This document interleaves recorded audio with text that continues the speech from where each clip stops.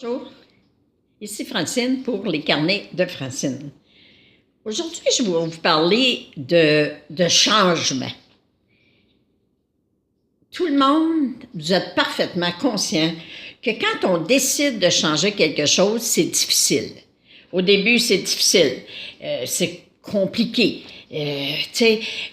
Décider à un moment donné de changer, là, la manière que j'avais de penser, la manière de croire que je pouvais être heureuse, la manière de croire que je peux recevoir. Souvent, quand je pense à changement, je pense à une de mes amies qui, suite à une séparation, elle a dû retourner, finir son secondaire 5, apprendre un métier, se reprendre en main, puis faire complètement un changement, déménager dans une autre ville, alors recommencer vraiment tout à neuf. Alors, imaginez-vous comment ça peut être difficile. Tu pars d'où tu restais, tu as tes habitudes, tu connais ton monde, tu connais tes voisins. En plus, tu vis le deuil parce que il y a une séparation, l'amour, ça n'a pas fonctionné, tu sens le rejet. Et en plus, tu décides de retourner aux études, puis de te reprendre en main, puis de dire, OK, moi, je recommence à neuf, puis je me complais pas dans le rôle d'être une victime, puis je change. Alors, tout est compliqué au début, c'est neuf, c'est tous des nouveaux apprentissages, mais cette personne-là, elle a persévéré pour finalement découvrir que mon dos, elle était bonne à l'école, elle apprenait vite, elle avait des bonnes notes, elle a réussi son secondaire 5, et puis là, elle s'est inscrite à un autre cours, et c'est ça qui est important. Je me souviens, ma sœur Jacqueline me racontait que les femmes, quand elles décident d'aller voir leur député, souvent, c'est parce que soit qu'elles viennent d'être mises à la porte par leur mari, elles se retrouvent le bec à l'eau, puis là, ils viennent voir le député pour savoir qu'est-ce que comment je peux faire pour avoir du bien-être social, comment.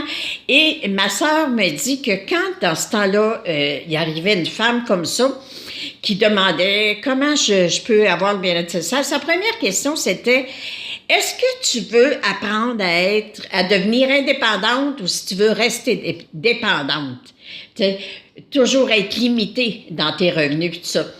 Et là, quand la dame lui disait, non, je veux me reprendre en main, je veux retrouver ma confiance en moi, je veux vivre, je veux être heureuse, réaliser le potentiel, la force qu'il y a à l'intérieur de moi.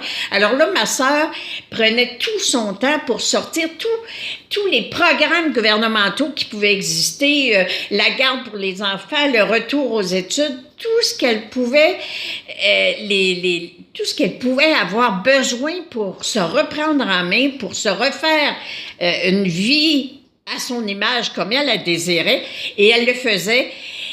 Et automatiquement, la personne, en ayant des ressources, Alors moi, ce que je vous dis aujourd'hui, c'est si cette personne-là, qui vient de se faire mettre à la porte, a pensé à un moment donné d'aller demander de l'aide et que la vie l'a mis devant ma sœur, qui a vraiment pris le temps de tout expliquer ça, moi, je vous dis, c'est comme ça que ça se passe, la vie. Puis, oui, pour elle, ça a été même de décider de partir, d'aller voir le député puis de demander de l'aide, c'était compliqué. Mais qu'est-ce qui est arrivé? C'était compliqué, mais elle a fait les démarches, elle avait des outils, elle avait des informations qui pouvaient l'aider à avancer pour finalement pouvoir dire, mon dos, quand on accepte de changer, quand on accepte de faire un pas à la fois, quand on accepte de demander de l'aide, c'est donc magnifique, la vie. Alors aujourd'hui, c'est ça, je vous dis, ayez jamais peur du changement. Soyez vraiment dans la foi que oui, il y a un changement qui se présente, c'est une nouvelle porte qui s'ouvre pour vous aider à vous rendre heureuse, mais surtout à vous réaliser pour devenir la personne que vous, seul, pouvez découvrir. Merci, bonne journée, merci d'être là, je vous aime. À la prochaine.